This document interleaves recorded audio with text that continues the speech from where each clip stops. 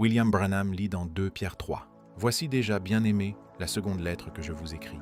Dans l'une et dans l'autre, je cherche à éveiller par des avertissements votre saine intelligence, afin que vous vous souveniez des choses annoncées d'avance par les saints prophètes et des commandements du Seigneur et Sauveur, enseignés par les apôtres, sachant avant tout que, dans les derniers jours, il viendra des moqueurs avec leur raillerie, marchant selon leur propre convoitise, et disant « Où est la promesse de son avènement ?» Si ça ne correspond pas à cette femme infidèle, et, depuis que les pères sont morts, tout demeure comme dès le commencement de la création. Ils veulent ignorer, en effet, que des cieux existèrent autrefois par la parole de Dieu, de même qu'une terre tirée de l'eau est formée au moyen de l'eau, et que par ces choses le monde d'alors périt, submergé par l'eau, tandis que, par la même parole, les cieux et la terre d'à présent sont gardés et réservés pour le feu, pour le jour du jugement, et pour la ruine des hommes impies. Mais il est une chose, bien-aimée, que vous ne devez pas ignorer, c'est que, devant le Seigneur, un jour est comme 1000 ans, et 1000 ans sont comme un jour. Or, le Seigneur ne tarde pas dans l'accomplissement de la promesse, comme quelques-uns le croient, mais il use de patience envers vous, ne voulant pas qu'aucun périsse, mais voulant que tous arrivent à la repentance.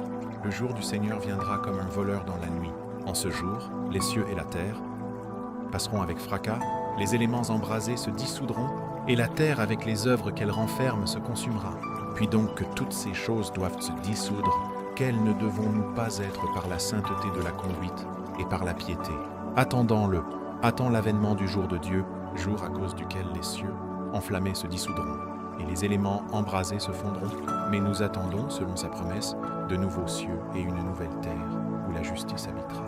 C'est pourquoi, bien-aimés, en attendant ces choses, appliquez-vous à ne pas être trouvé par lui sans tache et sans défaut dans la paix, croyant que la patience du Seigneur est votre salut.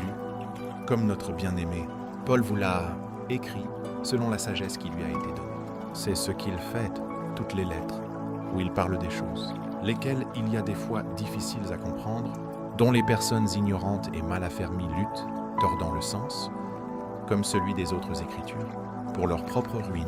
Vous donc, bien-aimés qui êtes avertis, mettez-vous sur vos gardes, de peur qu'entraînés par égarement des impies, vous ne veniez à déchoir de votre fermeté, mais croissez dans la grâce, dans la connaissance du Seigneur et Sauveur Jésus-Christ. À lui soit la gloire, maintenant et pour l'éternité.